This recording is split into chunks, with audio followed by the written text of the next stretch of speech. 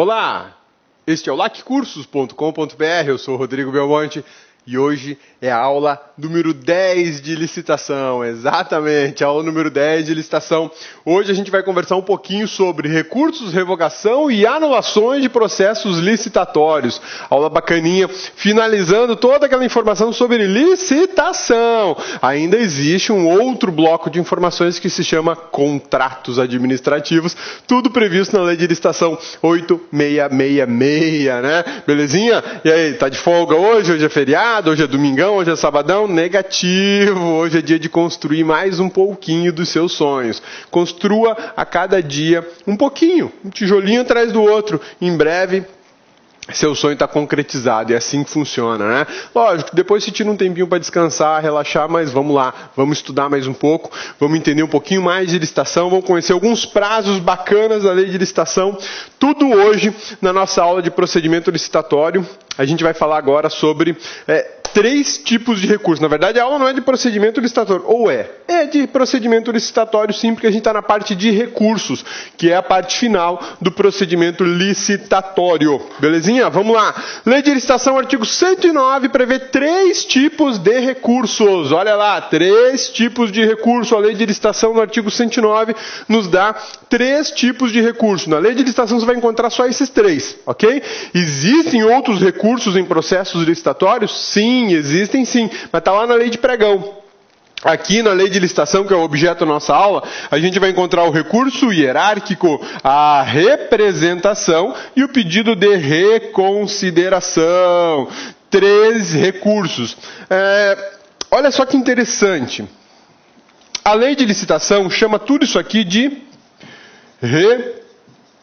recurso. Chama tudo isso de recurso, ok? Tudo bem? Tranquilos? Sussa?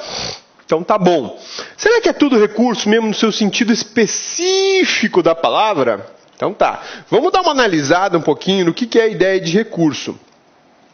A cabeça já está se batendo essa hora da manhã, né? Com aqui, ó, agora sim, agora sim.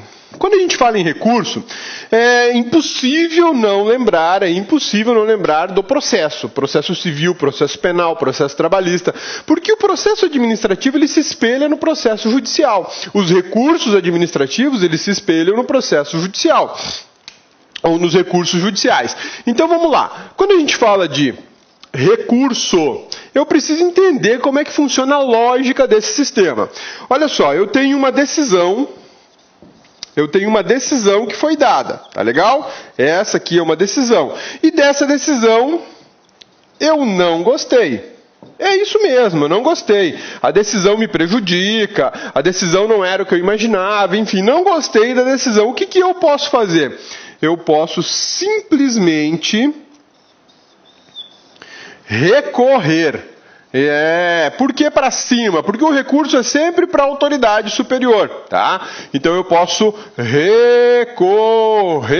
Quem é que vai receber o meu recurso? A autoridade superior. Pô, Rodrigo, mas como assim autoridade superior? Quem é a autoridade superior? É superior a autoridade que deu a decisão, né? Você tem uma decisão que foi dada por alguém. Esse alguém é chamado de autoridade. O recurso vai para a autoridade superior. Vai para a autoridade superior. Belezinha? Sussa? Tranquilos? Então, olha só. Sempre que você estiver envolvido em algum tipo de processo, seja ele processo judicial ou processo administrativo, sempre haverá a hipótese de recorrer, a possibilidade de recorrer. Exceto em alguns casos em que você não tem mais possibilidade de recurso. E aí a gente pode ver isso num outro momento. Mas só vou te antecipar, né? Trânsito em julgado. Trânsito em julgado, ou seja, não cabe mais recurso. Ou então uma decisão de revisão de mérito lá no Supremo Tribunal Federal. Ali não tem mais recurso também, não. Tá bom? Mas vamos voltar aqui para o nosso processo licitatório. Olha só. O que a gente tem aqui? Quem que é a autoridade que deu a decisão? CPL. Comissão Permanente de Licitação. A Comissão Permanente de Licitação deu uma decisão. Eu não gostei da decisão, a decisão não me agrada. Então eu posso recorrer à autoridade superior. Quem que seria a autoridade superior? Sei lá, por exemplo, o presidente do órgão, né? Ou o diretor do órgão, ou ainda o ministro, ou um secretário, enfim, por aí vai. A lista de caciques é enorme, né? Você tem que sempre verificar quem é que vai poder receber o seu recurso. A ideia de recorrer, a finalidade de um recurso, é revisar a decisão. A finalidade é essa, eu quero revisar a decisão. Pode ser que a revisão funcione, pode ser que ela não funcione. Porque a autoridade superior pode falar, não, mas a CPL tem toda a razão do mundo, eles agiram de forma correta, não foi errado, o posicionamento deles está adequado e eu confirmo o posicionamento. Então o recurso vai ser indeferido. Pode ser que a autoridade superior falou, pô, a CPL fez besteira, é caso de revisar essa decisão, é caso de reformar essa decisão. Reforma a decisão da CPL para que, em vez de conceder a A, conceda a B. Isso é a sistemática do recurso, tá legal? Sempre que alguém recorre, se discute uma outra coisa importantíssima que você tem que ficar ligado, meu amigão. Efeito do recurso. Efeito, cabeça, efeito do recurso. Um recurso sempre tem efeito suspensivo. Um recurso sempre tem efeito suspensivo? Nos processos judiciais, não. Nem todos os recursos têm efeito suspensivo. E nos processos administrativos, também não. Nem todos os recursos têm efeito suspensivo. E é isso que você precisa saber para a sua prova, né? Bom, primeiro saber o seguinte, o que é o efeito suspensivo? Efeito suspensivo, ele é o seguinte, quando eu recorro, a lei ou a autoridade superior pode atribuir efeito suspensivo ao meu recurso. A função do efeito suspensivo, a finalidade do efeito suspensivo é suspender a decisão que está sendo atacada. É, isso aí. Suspender a decisão que está sendo atacada. Por que é que eu preciso suspender a decisão que está sendo atacada? Olha, eu estou dizendo no meu recurso que a decisão está equivocada. E se persistir essa decisão, se ela seguir em frente, eu vou tomar prejuízo. Então vamos fazer o seguinte... Para não gerar prejuízo para mim, vamos dar um tempo aí, suspende a decisão, não aplica ela até a decisão do recurso? Pode ser que sim, pode ser que não, pode ser que funcione, pode ser que não funcione. O fato é que os recursos têm um dos efeitos do recurso é esse, efeito suspensivo. Ele consegue suspender a decisão que está sendo atacada, a decisão que está sendo questionada. E aí, muitas vezes, eu não consigo aplicar imediatamente essa decisão. Isso aqui é fundamental, é extremamente importante, em especial em processos como de licitação. Olha uma decisão aqui. Vou habilitar, por exemplo,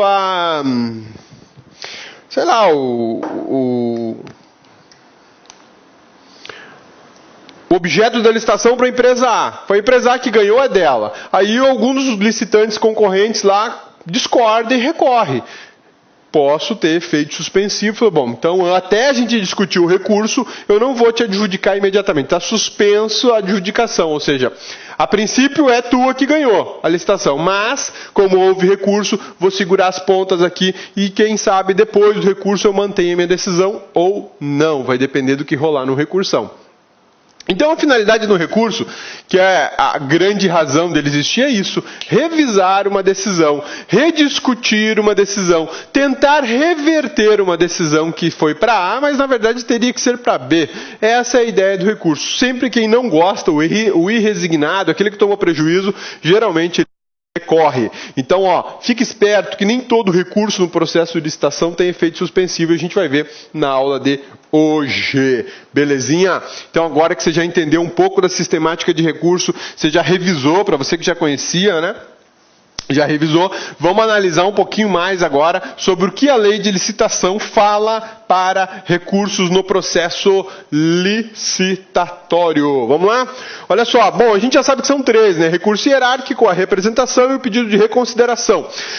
Representação e pedido de reconsideração, tecnicamente, eles não são recursos, porque recurso é um ato administrativo ou judicial que tem uma formalidade específica, e essa formalidade não é emprestada para representações, muito menos para pedidos de reconsideração. Mas o fato é que a lei de licitações trata os três como se fosse recurso. Então, meu amigão, preste muito atenção aqui, ó. Faz o seguinte, pega o seu slide e faz essa anotação aqui, ó. Ó, por força da Lei 8666, todos são considerados recursos, beleza? Todos são reconsiderados recursos. Por força da Lei 866, o recurso hierárquico, a representação e o pedido de reconsideração são considerados recursos. Dê destaque para isso. Por que eu estou te pedindo isso?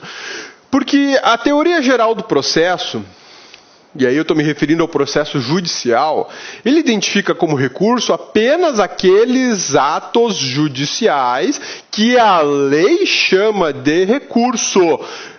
E a lei não chama de recurso a representação e a lei não chama de recurso a reconsideração.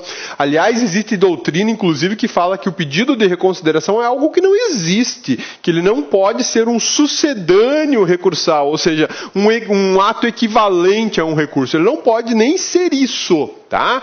Então, fique esperto. Você que já teve aula de processo civil, de processo penal, de processo trabalhista, processo eleitoral, fique esperto que, de repente, vem aquela mensagem na sua cabeça, pô, mas recurso, representação não é recurso, reconsideração não é recurso. Você tem toda a razão. Do ponto de vista estritamente técnico, não é. Do ponto de vista estritamente processual, representação e reconsideração não são recursos. Você está corretíssimo, meu amigão. Você também, bonitona. Mas, a Lei 8666, ela fala que os três são recursos. E na tua prova, o examinador sabe dessa diferença. O examinador, ele estudou pra caramba. Então, ele sabe que representação não é tecnicamente um recurso. Ele sabe que pedido de reconsideração não é tecnicamente um recurso. Mas adivinha o que o infeliz vai te perguntar na prova? São recursos do processo administrativo licitatório a representação.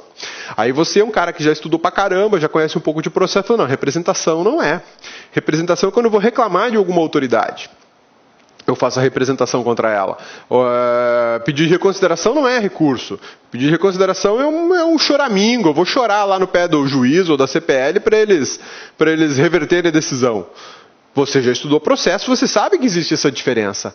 Mas o examinador carniceiro, o que ele falou?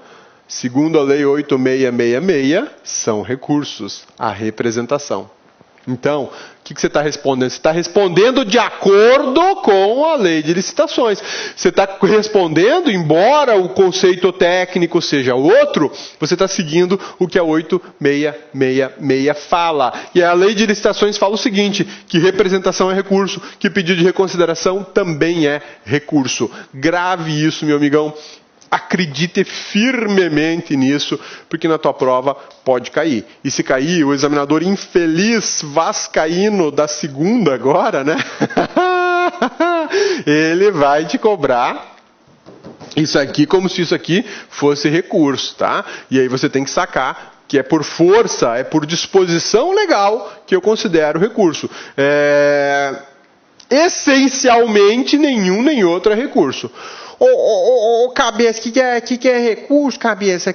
O que é representação, cabeça? Representação, meu amigão, é o seguinte. Dentro da administração pública, você administrado, você particular, pode representar ao poder público por uma falha de serviço. A falha de serviço pode ser decorrente de um equipamento, a falha de serviço pode ser decorrente de um mau serviço executado por um servidor. Então você pode se dirigir a qualquer órgão de ouvidoria e falar, quero representar contra o servidor tal. Por quê? Qual o motivo da representação contra o servidor tal? O servidor tal não me atendeu no órgão público em horário de expediente normal, ele se recusou a me atender porque ele estava tomando café e depois foi tomar suco e depois foi tirar um cochilo.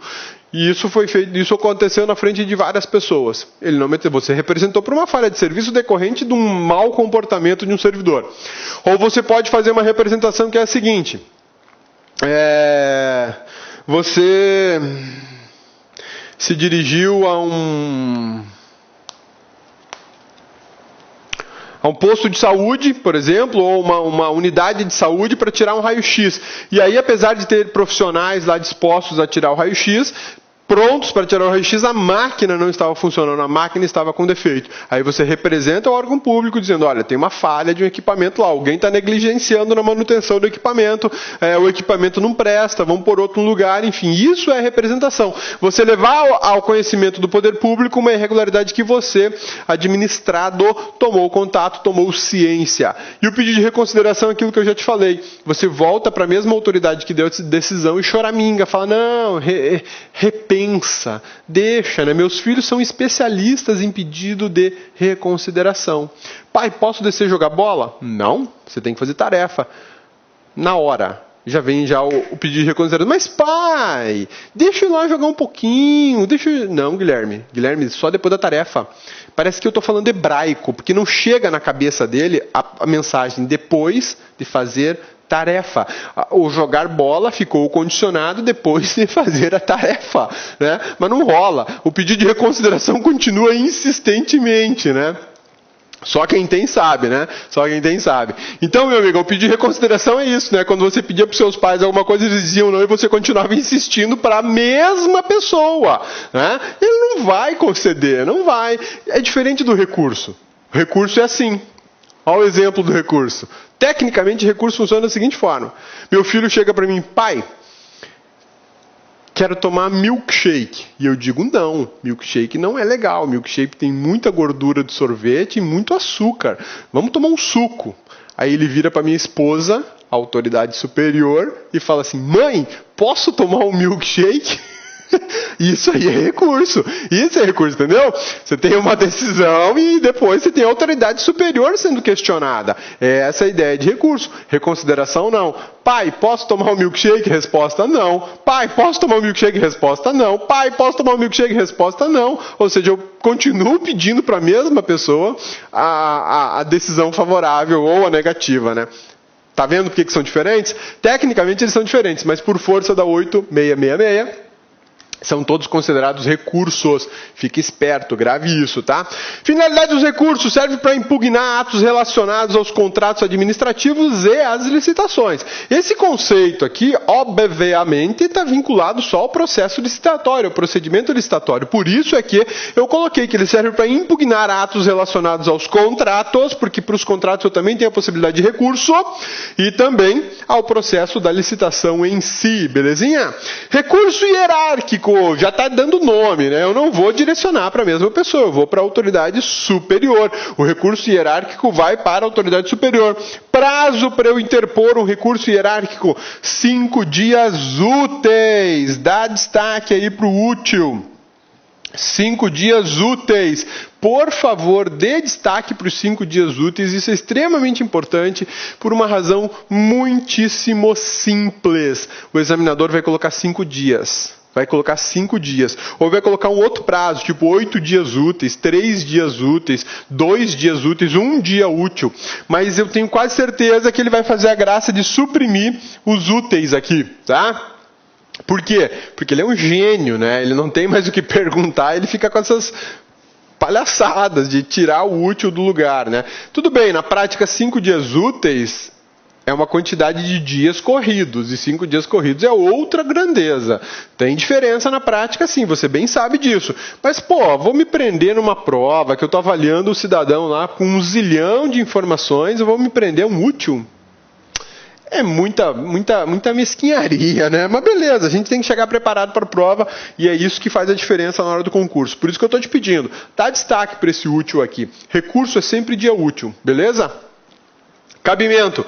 Habilitação ou inabilitação do licitante, julgamento das propostas. Isso aí a gente viu o que era já nas últimas aulas, né? A habilitação, inabilitação, julgamento de proposta, anulação ou revogação da licitação, indeferimento do pedido de inscrição em registro cadastral, sua alteração ou cancelamento. Dessas decisões aqui, tudo cabe recurso. Dessas decisões, tudo cabe recurso administrativo dentro do processo licitatório. E a comissão permanente de licitação ou comissão especial de licitação ou pregoeiro, digamos assim, eles vão ter que receber esses recursos e dar o tratamento adequado, o tratamento previsto em lei. Então lembre-se do seguinte, olha só, recurso hierárquico, prazo 5 dias úteis. Quando é que cabe recurso hierárquico? O examinador gosta muito de perguntar quando é que cabe um recurso hierárquico. Recurso hierárquico cabe quando da habilitação ou da inabilitação do licitante. Julgamento das propostas também cabe recurso hierárquico. Anulação ou revogação da habilitação cabe recurso hierárquico. Da licitação cabe recurso hierárquico. Indeferimento do pedido de inscrição, registro cadastral, sua alteração ou cancelamento cabe registro hierárquico. Só lembrando para você o seguinte, quando a gente tem um processo licitatório tradicional, olha só, processo, vamos colocar aqui logo licitação, né? Licitação tradicional. O que é licitação tradicional? Concorrência, tomada de preço e o convite. Nessas aqui, primeiro, julgo a proposta, depois... Não, é o inverso, cabeçudo, é o inverso. Primeiro... habilita documentação, 2, julga proposta. Aí, ó, licitação tradicional, concorrência, tomada de preço, convite. Primeiro eu vou habilitar a documentação, tá? Primeiro habilitar a documentação. Eu abro aquele envelope de documentos, analiso se a documentação está todo em dia. Ó, a decisão é ok, está habilitado. Dessa decisão, cabe recurso hierárquico no prazo de 5 dias úteis. Aí, ó. Já aqui cabe um recurso, né? Digamos que o presidente da comissão de licitação falou, ó, estou habilitando a empresa W. A empresa W está com todos os documentos em dia. Aí a empresa X, que está participando da licitação, fala assim, não está tudo em dia não. Tem uma certidão ali, ó. Olha a certidão na Secretaria de Fazenda do Estado. Está vencida há 4 dias. Então ele não tem a documentação em dia. Ah, não, mas isso aí eu já pego aqui e tal. Não, isso aí eu já estou arrumando. Está em dia sim. No dia que eu fiz o envelope estava tudo certo. O dia que eu apresentei o envelope para a administração ela estava em dia. Eu falei, não, tá não. É o dia da sessão, olha aí, ó. Comissão Permanente de Licitação, estou pedindo para excluir a documentação da empresa W, porque falta, não habilitar a empresa W, porque falta a ela uma certidão da Secretaria de Fazenda. Aí a Comissão Permanente de Licitação, não, eu vou receber, porque ele pode juntar posteriormente essa documentação sem prejuízo nenhum para o certame. Opa! Eu, empresa X, estou recorrendo da habilitação. Vou recorrer. E mais, peço efeito suspensivo. Acabou a licitação, filho. Quando acontece isso... acabou a licitação. Por quê? Se eu habilitei uma empresa com a documentação vencida e a outra concorrente, a outra licitante fala assim, ó, se você habilitar, eu vou recorrer agora. Vai habilitar? Vou. Está habilitado, então estou recorrendo. Recurso hierárquico com pedido de efeito suspensivo para reformar a decisão que habilitou a empresa W. Motivo: foi aceita uma certidão fiscal estadual vencida. Não pode, no dia da sessão tem que estar tudo em dia e essa aí está vencida. Quero que retire fora a empresa W do certame. Ela está Olá, meus amigos, minhas amigas. Sou o professor Luiz Antônio Carvalho. Estou aqui para fazer um convite muito especial para vocês. Um convite para você acessar o nosso site laconcurso.com.br, porque lá nós preparamos um super curso online para o processo processo seletivo da Unemat 2018. Nosso curso, ele atende 100% ponto a ponto do edital para o cargo de agente universitário, gente. São 74 vagas, a remuneração... Puta que pariu! Agente universitário, 74 vagas, é isso mesmo. Olá, meus amigos, minhas amigas, sou o professor Luiz Antônio de Carvalho e com muito prazer, muita satisfação, estou aqui para apresentar a nossa super proposta pedagógica para o processo seletivo da Unemat 2018. É isso mesmo, edital publicado, edital na praça. A Unemat está fazendo aí um processo seletivo para 74 vagas para o cargo de agente universitário, e nós aqui da Lá Concursos, nós preparamos um super curso online, são mais de 120 aulas para este concurso, aliás, para esse processo seletivo, tá certo? Ponto a ponto digital, super atualizado. Você sabe quanto custa o investimento? Você vai nem acreditar. Apenas 10 parcelas de R$30, são 75 dias de acesso, você pode assistir quantas vezes quiser e na hora que desejar. Mas a cerejinha do bolo, aquilo que vai fazer realmente você ficar competitivo, é o nosso projeto pedagógico. Aqui na Lá Concurso nós temos o nosso personal coach. Personal significa pessoal e coach significa treinador.